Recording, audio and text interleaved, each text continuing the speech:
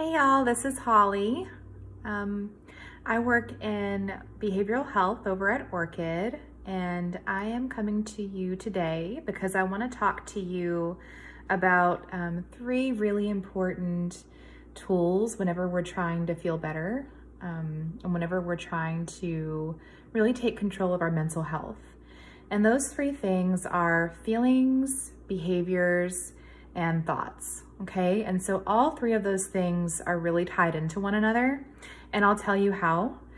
And really, all of it just begins with our thoughts and whether or not we end up believing our thoughts as truth. Okay, so all throughout our day, we have thousands of thoughts that just come funneling into our brain.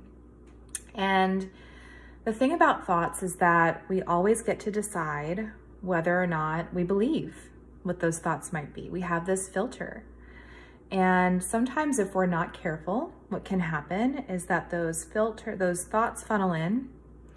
And if we're not careful and we're not mindful, some thoughts that aren't so great for us in the long run tend to stick. Okay? So really, what happens is that we have a thought, which might be positive or negative, and then we have a feeling about what that thought is and about our belief. And then after that happens, we have something that we end up doing typically as a result of those things, okay? So an example might be, we're in this pandemic and things are kind of wild and unpredictable. And we've been doing this for a long time now. And then within that, we've had the wildfires and we've had a snowstorm, and it's just been a lot, frankly, over the past, year. And so a thought about that might be, this sucks, this feels hopeless.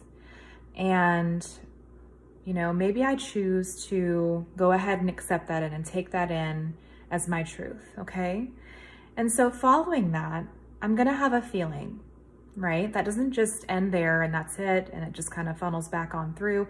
It stays with me, and then I have a feeling about that. And that feeling might be, things are hopeless, and I'm feeling pretty depressed, right? Progression. And so, hopeless, depressed. And so now what am I going to do as a result of that? Okay. It's probably not going to be something that's going to be particularly productive or something that's going to end up, fulfilling me or making my day better or anybody else's. It's going to be something that is going to feed into this cycle of, feeling hopeless and feeling depressed. Okay, so what we need to really think about is ways that we can interrupt this cycle that we have. And, just to be very transparent, these cycles are very common. We all have them, and we all have, things that just come up for us that are so automatic sometimes that we're not even super aware of them. But what I challenge us to do is to try to bring awareness to those thoughts and do so in such a way that we can try to interrupt them. And so we break that cycle. Okay, so going back to our example of, hopeless, depressed, maybe the thought comes through and maybe I'm using some awareness and some mindfulness around that.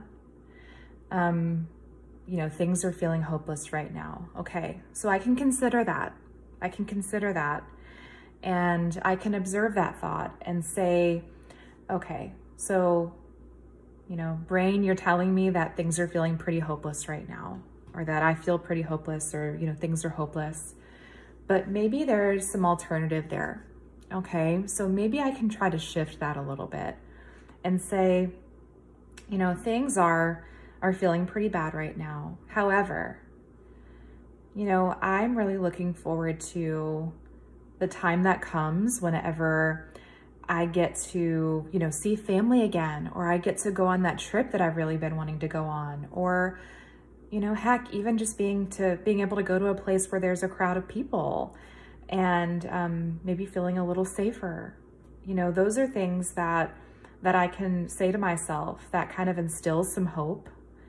And maybe it's not that. Maybe we're just looking at day to day, and just for today, you know, the sun's shining outside. Maybe I'm excited or, you know, hopeful about being able to go outside for a few minutes and walk around. Okay. And so what I'm doing is I'm shifting myself out of that place of stuckness into a place of movement, into a place of being able to shift my mood just that little bit to move out of that cycle.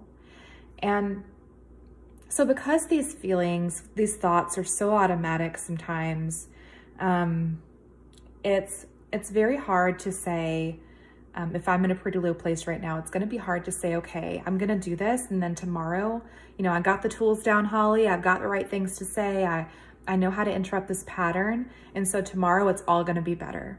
Okay. I wish that I had that. I wish that I had that tool or that thing to give you or to say to you, to say, do this one thing and it's just going to fix it all. But really it's a practice. However, this practice is effective. Okay. So if we can practice this tool, you know, and maybe we use this tool alongside of, you know, help from a therapist, and maybe with support from friends or family, and we do this day to day, we will see some change, and we will start to notice our thoughts shift. And then as a result of that, because thoughts are tied to feelings, tied to behavior, we're going to notice a shift in how we feel. And that's awesome. All right, guys, thanks so much for your time today.